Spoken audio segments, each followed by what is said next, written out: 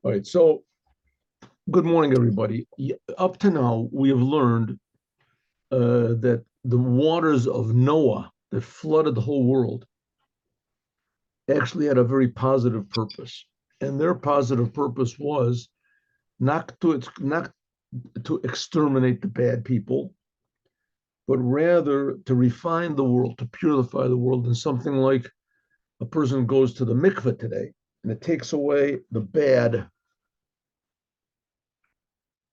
as it ended up that the people in that generation and even the animals had become so bad that there was, when the bad was removed, there was nothing left. There was just nothing left. There was nothing redeemable in them. What does bad mean? Bad means that everything became egotistical. God made the world in such a way that everything has a choice. It seems that before the flood, even the animals had free will. The animals could make free choices because they got punished because of their free choice. That God, to some degree, even gave the animals free choice, and that the animals were also governed by the Torah in some way, because the animals were not supposed to have perverted their sexual drives somehow, whether they knew that this was right or wrong. Or we can say that the animals were so affected by the people. The people had, as soon as the people became perverted and twisted in their ways, as this affected also the animals.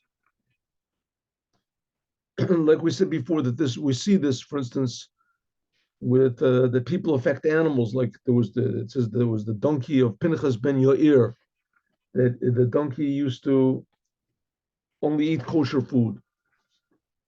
It only ate food that had been properly tithed by its owners. And the lions with Daniel, the Daniel, because he was such a a, a pure and holy person, so the animals respected him, respected his humanness, and they didn't eat him.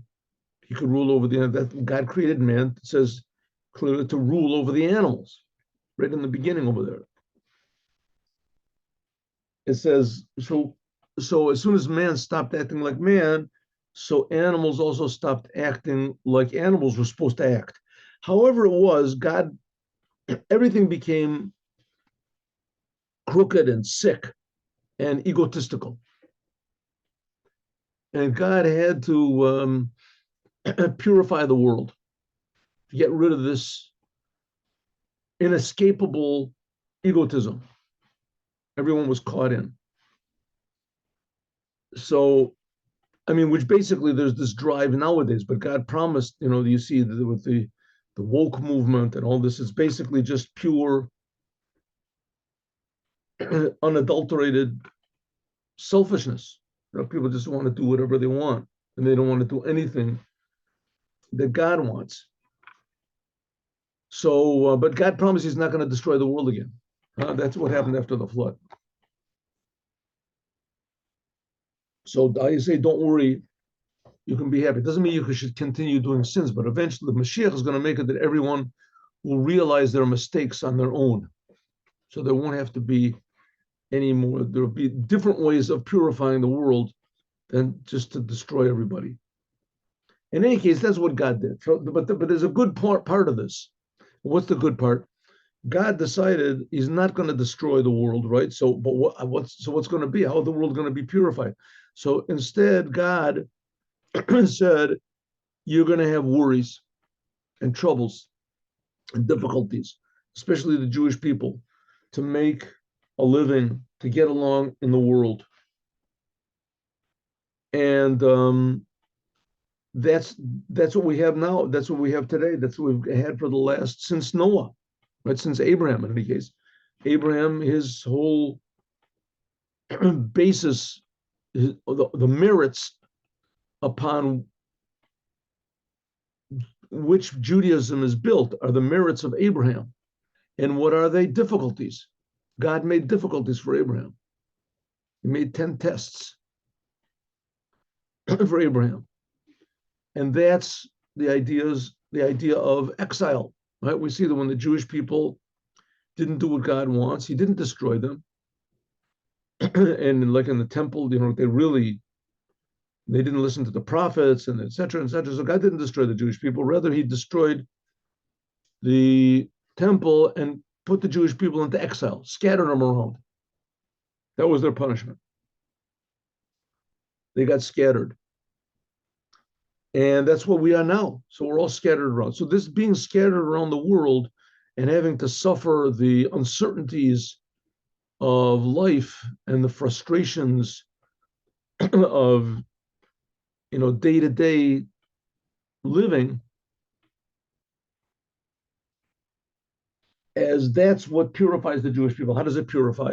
Because when a person is in such a situation, so he has to try to rise above it or be drowned. And that's what we see, like, not everybody can do it, but those people who do, as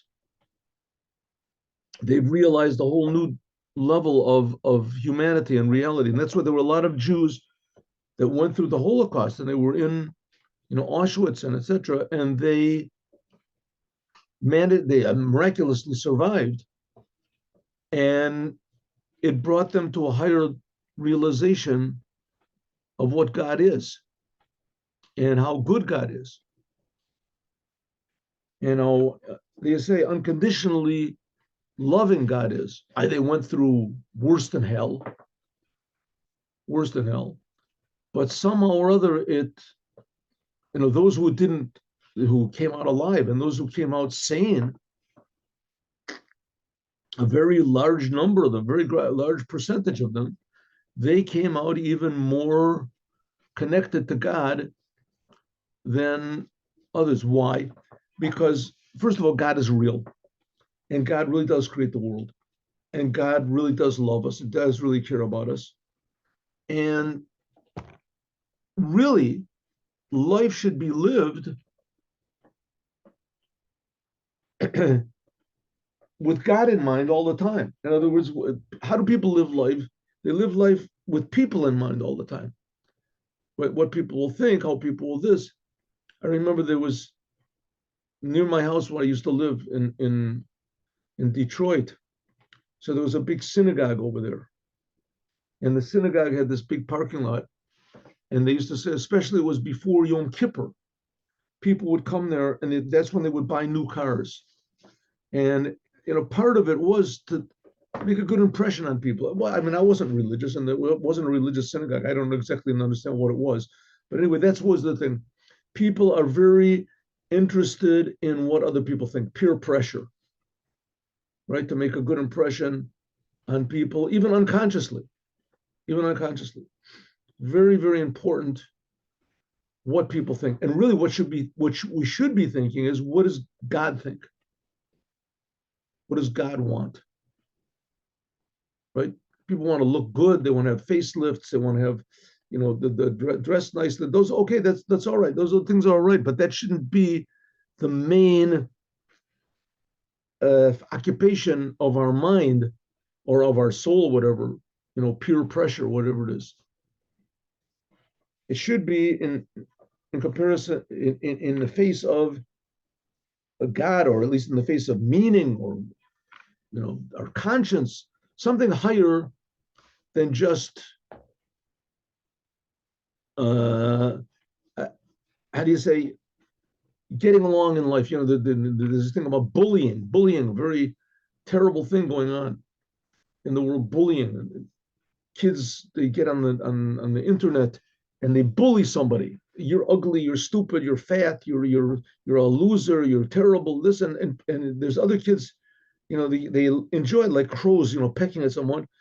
And because people are so influenced by what others think and what others say, and that's the way God created us. As so, there's nothing else. And a lot of these kids, they harm themselves, they commit suicide, terrible stuff.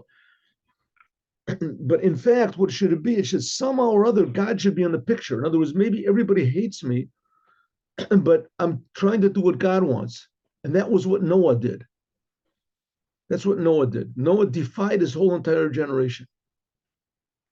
And that's what the Rebbe wants us to do, to defy our whole generation. But in order to come to this awareness of truth of what God really is and how real God is and how unreal popular opinion is, as sometimes there has to be difficulties. There have to be difficulties, and that's the idea of it. Okay, so how do we realize what God is?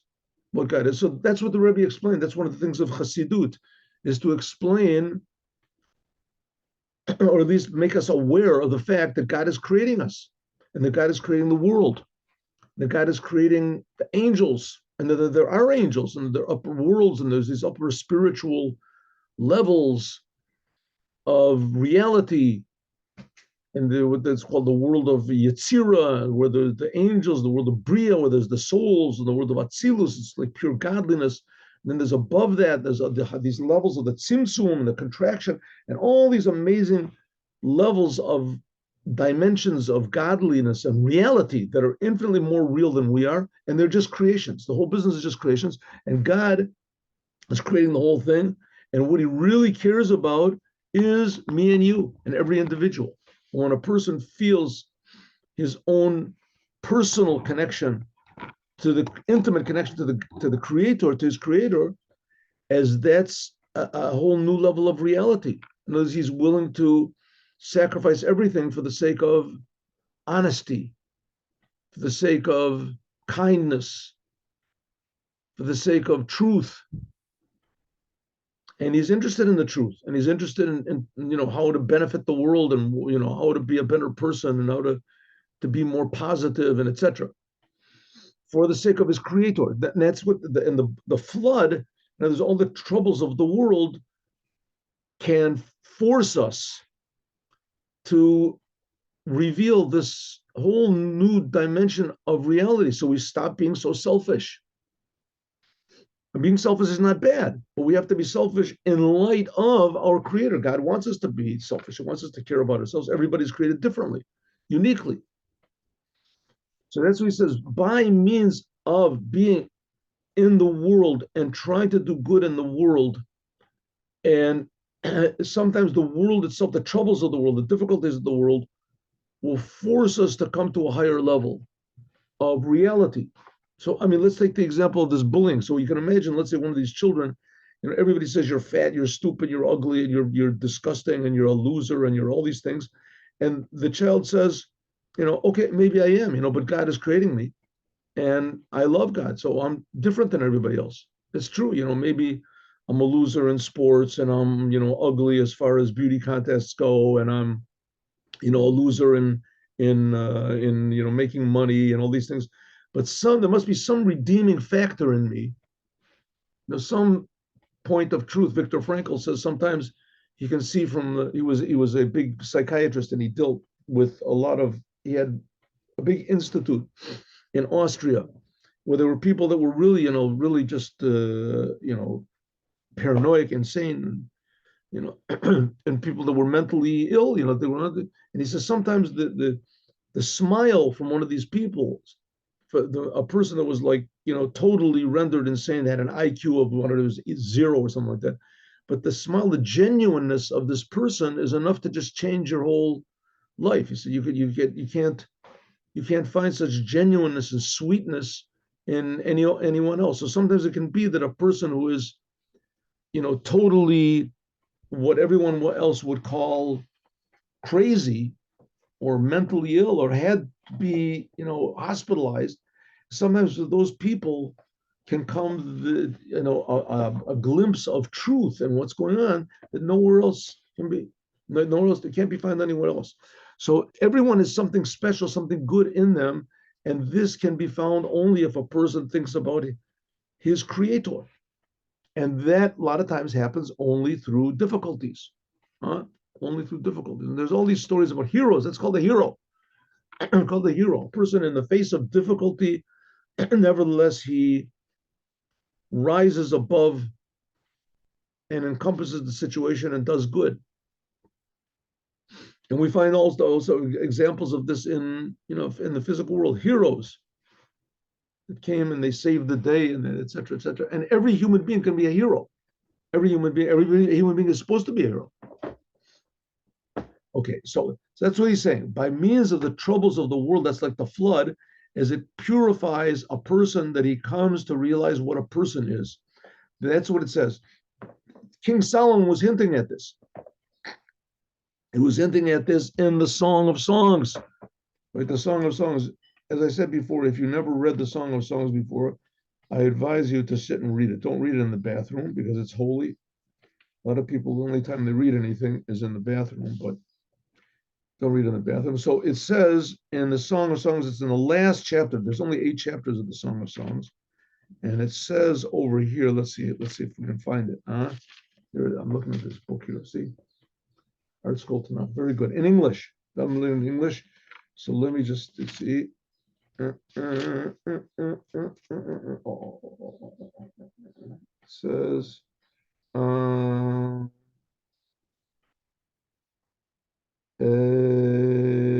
is this? What did we say it was before?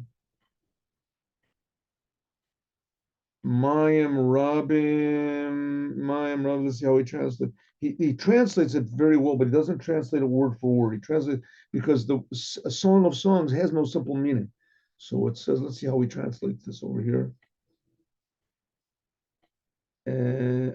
Many waters of heathen tribulation cannot extinguish the fire of this love, nor rivers of royal seduction or torture wash it away. That's pretty poetic. That's nice. And whoever translated this was a very talented person. Were any man to offer all the treasures of his home to entice you away from this love, they would scorn him to extreme. Which is pretty good translation, considering that there is no simple meaning over here. It's all homiletic and metaphors and things like that. So that's what it says. Im yitain ish kol hon beito ba'ahava buz yabuzulo. Yeah. So that's what it says. Mayim Rabim, this turbulent waters cannot wash away the love of God. And just like I explained to you, the turbulent waters are the troubles of the world,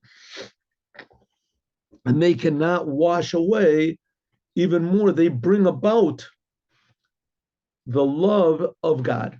That's what we said. Kihine, Mavur Lamaila, we just explained before how it was. One second, let me get my pointer over here. Let me get my pointer.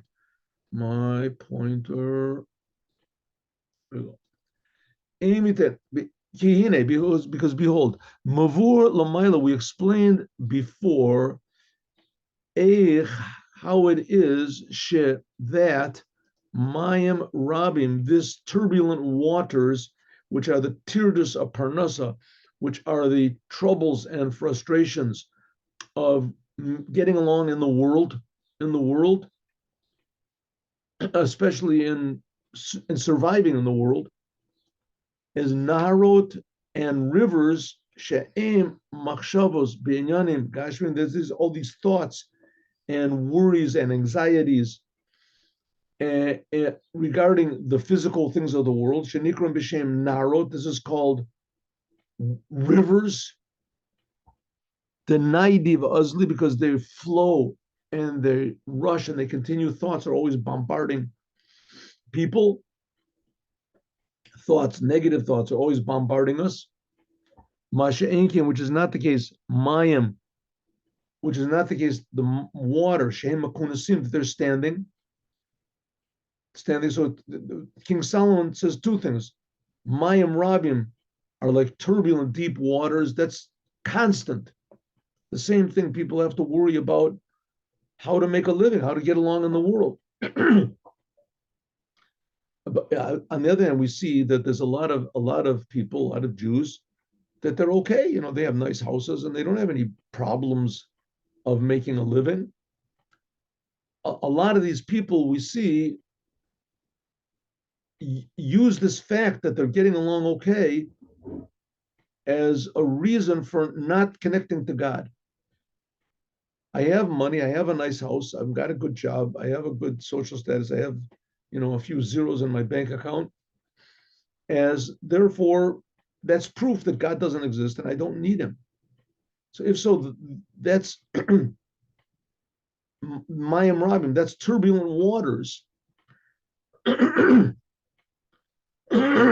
Because it constantly is confusing a person regarding God.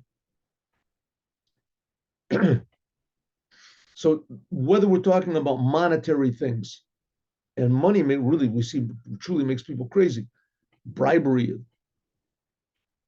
or we're talking about just general worries about life, all these things, they cannot extinguish the love, exactly the opposite. Through them and by means of them, davka, you can come to a level of love, which is higher. Like we said before, loving God, not just as it says immediately in the Bible, it says immediately after the motto of Judaism, hear Jews, God is one. God is our God. God is one. Shema Yisrael. Hear, contemplate, understand. Shema Yisrael. Hashem Elokeinu. God is our God. Immediately after it says, and you should love God with all of your heart, and then a higher love with all of your soul, and then a higher love with all of your might. It says the first two levels you can come to by means of just thinking about God. But the third level can only be arrived at, acquired when there's troubles in the world. Like we see with King David, all the troubles that he had. This is the waters, the turbulent waters. The only way to save ourselves, like Noah did, is to rise above them. In our case, we're talking about coming to a level of loving God, because that should be the basic foundation of humanity, is that we're creations. It's not just something for religious fanatics or something. Everyone in the world, and that's what Mashiach will do. Mashiach will bring about that everyone feels. We're going to see in a moment that Mashiach will bring even a higher level of love than this. We'll see. Okay, therefore it says afterwards, if a person gives all of the riches of his house, what does that mean? Hon beito. This is the chachmas of the Torah. This is the wisdom of the Torah. She'ein pirush. This is the explanations of the Tamia mitzvahs and the reasons, the different secrets and Kabbalistic unifications which we can understand are made when we do the commandments. So this comes from God's wisdom. May he be blessed. So there's the world, which the world is very, very amazing. The world is very beautiful. Sunset and sunrise and all the atoms, and you look at science, what science has revealed, and all of this is creations of God, right? The world is infinitely more complex than we can possibly imagine. And the scientists, the more they get into, what is reality, they realize it's more complicated than just simple atoms. And that the universe is bigger than they ever thought. There's more galaxies and more this than they possibly dreamed of. And all this is a creation of God. That's only the physical. And then there's the spiritual. That's infinitely more. And all this is like nothing compared to the miracle of the Torah. God, that same God who's creating the world and all the heavens and the cosmos and all this and all the angels, he's creating it through the Torah. The Torah is above all this. So that's really, amazing. This is that's the wisdom of the Torah that comes to us.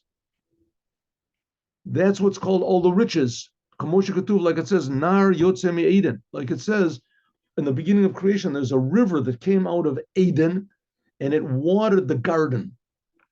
So if so, we have the garden that's below, and there's this river that came out, which waters it. That's even higher than the garden. And then there's the source of the river. That's what's called Eden. Well, this is talking about creation from God. And these are all levels of reality, each one a little bit lower than the other. Eden is the lowest of these three levels. Eden This is the level of the wisdom, which is called Aden. That's the source of all of it. As Yotze Nar, from it, there comes this river. What's the river? Lashon Amshacha, a drawing down of godliness, a blessing of God, Lahaskota Tagan, and that waters the garden. What is the garden? The garden is the Torah. That's the garden is Gan 53, the 53 chapters of the Torah.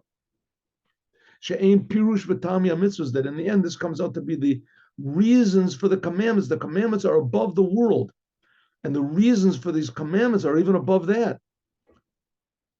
That's the whole idea of the garden. That's Gan Eden. That's heaven. Gan Eden Elyon, Gan Eden Tachton, the upper heavens and the lower heavens. That's the lowest of these three levels we talked about. And it comes below to a point where we can actually understand it. That's called Reishish Shtalshlut. Eino Orach Kalal. It's not compared to at all, right? This level of the upper heaven. It says that souls go up to heaven. There's a lot of different levels of heaven. A lot of different levels of heaven. And, everybody gets a reward for every good thing you did in your life. So even non-Jews, if they did a good thing, so they get a reward. But the true idea of heaven is not just the secrets of the spiritual aspect of creation. It's the spiritual aspect of the Torah, because the Torah is above the world. So the spiritual reasons and God's, if you want to call it, motivations, and the reality that brings about the commandments, that's even higher than the world. And in some ways, it's higher than commandments. We'll see in a moment that it's not so. We'll see.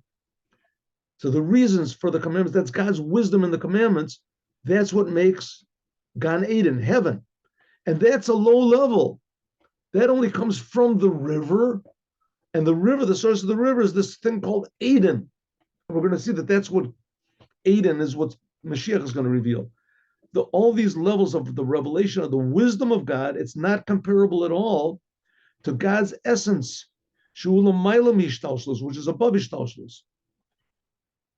Because we're going to see there's another type of river also. We talked about this yesterday. And there's the river of troubles of the world that raise us up. And then there's going to be the river, like Rambam Maimonides says, and he quotes Isaiah, that the knowledge of God will fill the world like water fills the ocean. We'll see in a moment. That's going to be a higher type of a flood, a different type of a flood. But now we're not talking about that. Now we're talking about bad, negative things in the world, like King David went through, like Abraham went through, the 10 trials that Abraham went through, in order to elevate us. That's what it means. Ish, if a person will give, what is a person? Ish, this is the Gevurus V'Tzimtzumim. This is how God is called an Ish Milchama. God is called a man of war. When the Jews went over, this is how God, so to speak, contracts himself, his light. God can't contract himself, but he contracted his light and his revelation in order to come into the world and make the world, and above the world is the Torah. In order that can come from God's essence, which we say that's the level of Eden. Yisbarech, in order to create the wisdom of the Torah and the wisdom of the world, that is just a ray of godliness alone, that can't be except by God making himself into an ish, tzimtzumim, contractions, concealment, gavurim. V'zeo, that's what it means, imitan ish. If ish, God gives, God contracts himself and gives at kol hon beito, be'ava, all the riches of his house in love. And it was even if God gives us, after we survive these floodwaters and we reach the level of like King David or Abraham after the 10 tests, and we realize the goodness and the greatness of God, which this is a love level of revealing how good God is, that we love him. He's so precious to us that we love him with all of our being. Hamavur, which is explained Lamaila before, which is Lashtaba Bagufa the Malka, to be included in the body of the king, which is God. And as we feel that God is creating us, and we feel that God is creating us for a reason, and we feel that this reason is for the Torah, and we feel the reasons of the Torah, We feel this goodness, like it says, Mili b'shamayim, I don't want to have anything to do with the heavens. I don't want to be just with you in the earth. I don't want to go to heaven.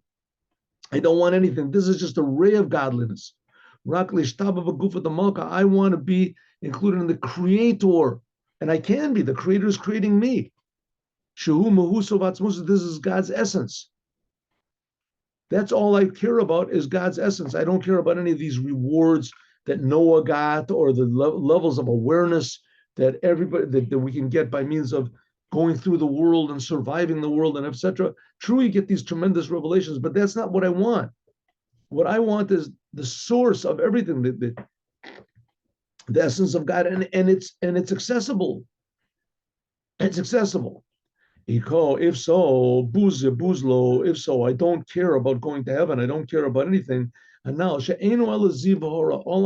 all the heavens and all these levels that I'm talking about, and the reasons for the commandments and the explanations and the secrets and the mysteries of Kabbalah and all these high, incredibly levels of pleasure and reality of God, to me,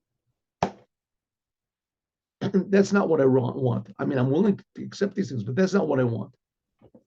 What I want calls who a pirush vatam mitzvahs. This is just the reasons for the commandments. This is the level of the wisdom of the Torah. Shenimshach, what comes from God's wisdom. Of a gufe mitzvahs, but the commandments themselves, kamo tefillin, like tefillin and sukkah and giving charity, the actual deed itself. In other words, if I sit and I learn Chassidut and Kabbalah all day, and I know all these amazing, wise, tremendous secrets. There's a book called Derech Mitzvotecha by the third Rebbe of Chabad. He explains a lot of the commandments, just fantastic. I mean, amazing. And this is all us. This is just reality. Right? Just reality. All we have to do is just, stop being so selfish a little bit, and our eyes can be opened, our spiritual eyes, or whatever we want to call it, our soul can be open to see what's going on in these upper worlds. It says, but the fact of the matter is all these levels are the upper worlds. They're only aspects of God. But God himself can only be found by the actual deeds that we do in this world. Physical is higher than spiritual. That's what it says. The actual deed we do. So if I learn Kabbalah, I'm the greatest, wisest Kabbalist in the world, and I know all these deep secrets. It's absolutely nothing compared to going out and putting tefillin on some Jew, or when I put on tefillin, when I do a commandment. Only in Judaism is there such a thing. Only in Judaism are there commandments. We've spoken about this so many times. All the other religions that are in the world, they have customs and rituals and whatever holidays and ceremonies and these different things that are passed down, but they're not commandments directly from God. Only Judaism has commandments directly from God. If so, we can see, how evil is the idea that you don't have to do the commandments anymore. Okay, in the beginning it was evil. Now it's just been passed down from generation to generation that there's an alternative to the commandments, which that's a tremendous lie. But the fact of the matter is there's nothing like the actual deed when a Jew does a commandment. These commandments are only for Jews. Only Jews, when a Jew puts on tefillin or keeps Shabbos or whatever, it does the same thing. When a non-Jew is supposed to give charity, and he's supposed to be, but it's not the same exact commandment as the Jews. When a non-Jew does it, it just makes the world an orderly place. He gets a reward, of course, there's rewards, but it doesn't make the world holy. It makes the world blessed or better. You have to remember, Noah was not Jewish. Noah was not Jewish. The deed itself, im ratzona, heim ratzona, this is the will of God. The actual deed of doing the commandments is God's will, which is above tam v'dat, any sort of reason, even the highest spirituals reasons that there are, nimshach, which comes from this just comes from God's wisdom. Since the source of it is higher, okay, and therefore because it's so high, this revelation of godliness, therefore it can only be revealed in low physical things. Because it can't be grasped by human understanding. Kamosha Umar, like the rabbis say, l'chachima baramiza, that a truly wise person, he understands from a little hint. Shedavar Amok, they used to have these books about Sherlock Holmes. Remember Sherlock Holmes? And he was like the super detective. What do you mean super detective? Everybody else that he would look and he would see, oh, there's a little vase and it's in the wrong place. And from this, he would derive something else. In other words, from the actual physical world, he would derive conclusions of fact that nobody else understood. Because he could see from the physical world, right? A person would say something, he would interrogate someone, and the way they held their eyes, the way they held their foot, the way that this, and there was sometimes the actions speak louder than words, they speak louder than ideas. And that's true about Judaism. The physical world, when you do a physical commandment, that's higher than all the understanding you can have in the world. Not that you shouldn't understand. Understanding is also a commandment. But nevertheless, the true reality is in the actual deed. That's what it says. It's a wise person can understand from a little bit of a hint. He can reveal things. A person's deeds can reveal things that speech can never reveal. Kamokan, similarly, mitzvahs, maisus, the actual physical deeds, because the source of them is very, very high. The actual physical commandments are tremendously high. Kaviyachal, they come from God's will, which is above any possible understanding, any wisdom, any reasons of the commandments. Therefore, it's impossible that can be revealed only when they are put into physical things specifically. He notes the chilas and besofim because the highest things can only be revealed in the lowest. This is what these things that I command you today.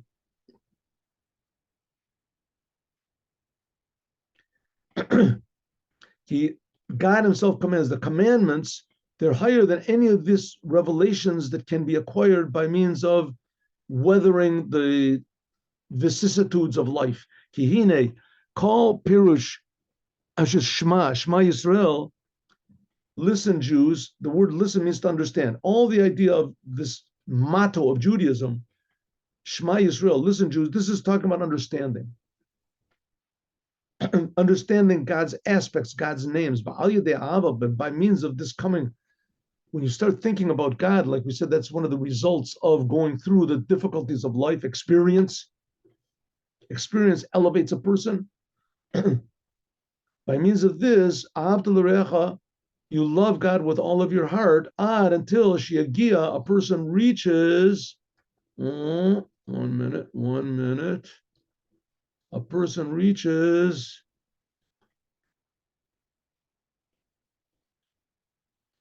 you reach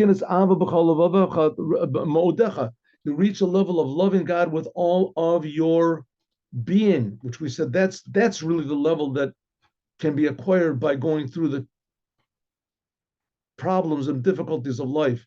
We said b'chol me'odecha, shehu lichlalt, in other words, to be included in the oneness of God. All this is impossible only unless you do the commandments. She'ein penimius ratzona, this is God's inner will.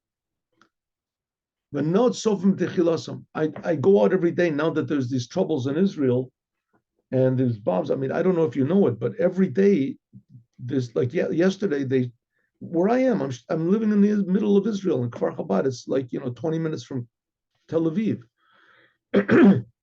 As there was 3 times everybody had to run to the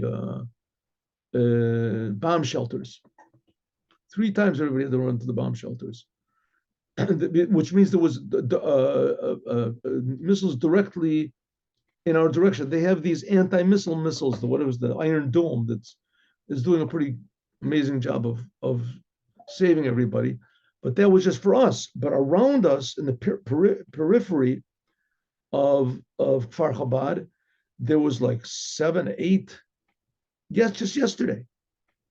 They're shooting missiles all the time.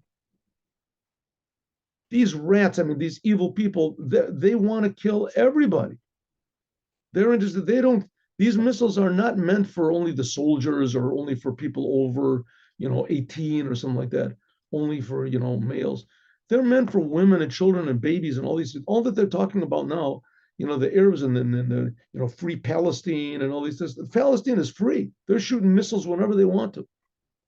They can, their goal is just to kill every single Jew that there is in Israel, eventually in the whole world if they could.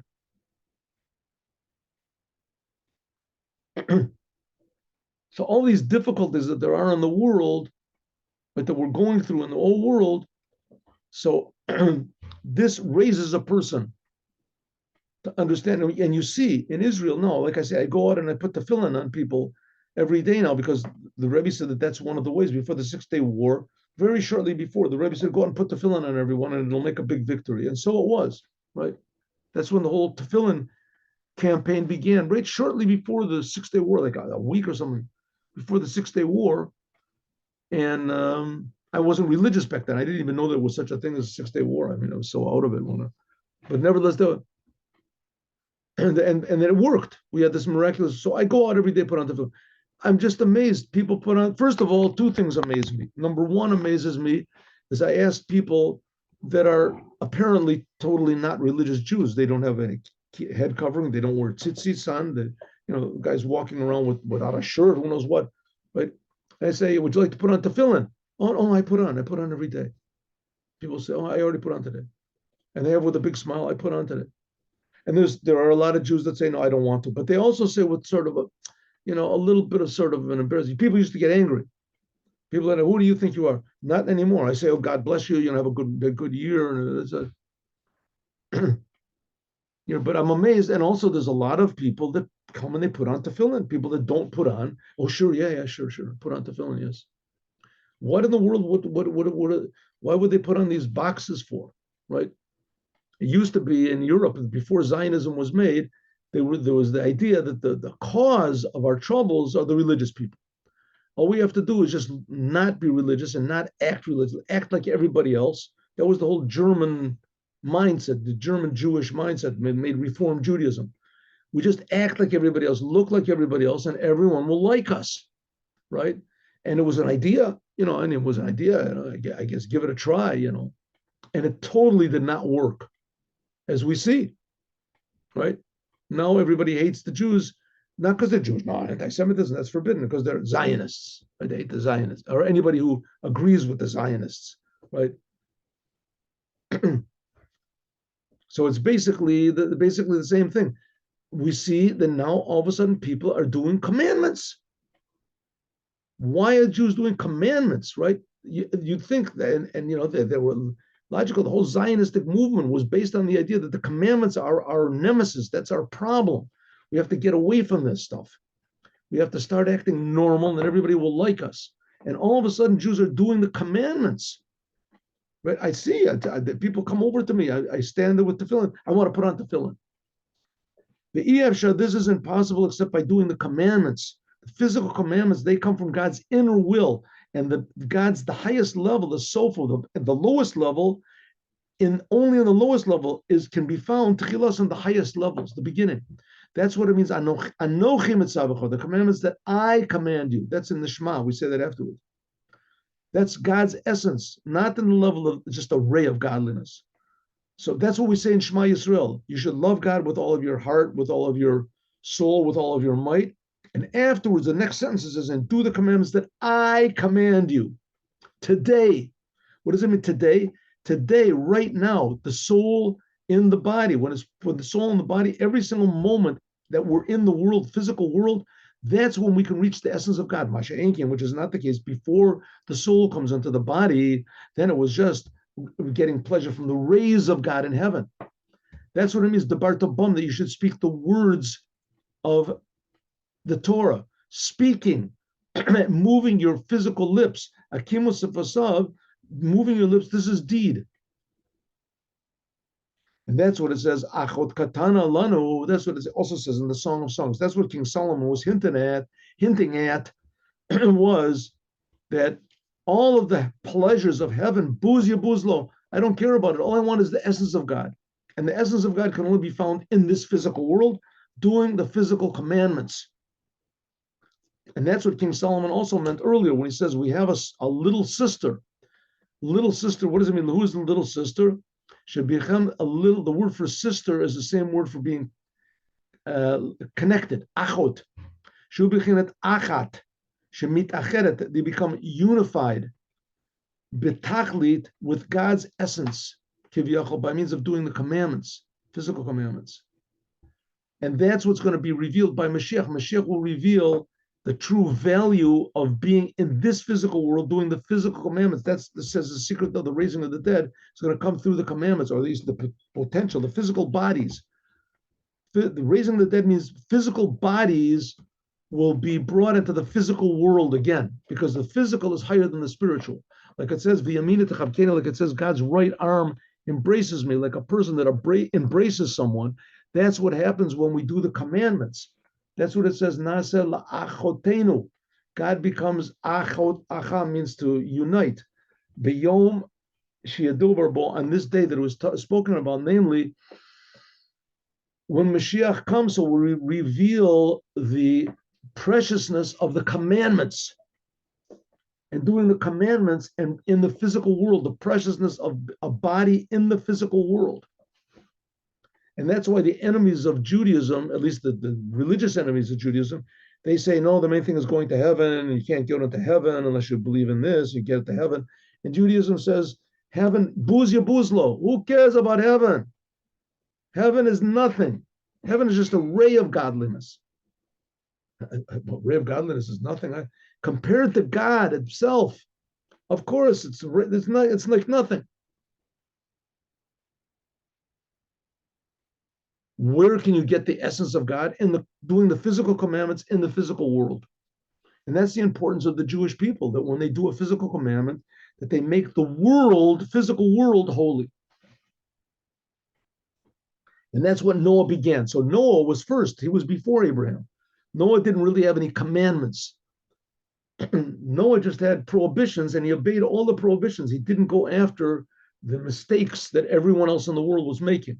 And that rose him up to a tremendously high level. The Torah says he was a tzaddik tamim. He was a pure tzaddik. But Abraham came along and he began the thing of the commandments. And the commandments showed us that the levels of awareness that Noah achieved were only a preparation and a vessel for this true revelation of God through the commandments that's going to be uncovered by Mashiach. As it is now, all this money is being deposited, all this money, all these spiritual blessings and love is being deposited in the upper levels of heaven, and they're accessible to us in the world by going through the experiences of life that bring us to an awareness that there's a creator and that the creator is good, that raises up above the disappointments and frustrations of life. But all that is only a preparation that brings us to love God with all of our heart, with all of our might. But God's essence can only be achieved through the commandments. And that's what Abraham began. And that's what we're going to talk about, God willing, next week. Good. Now let us, thank you very much here. Let's stop the share. 1 minute.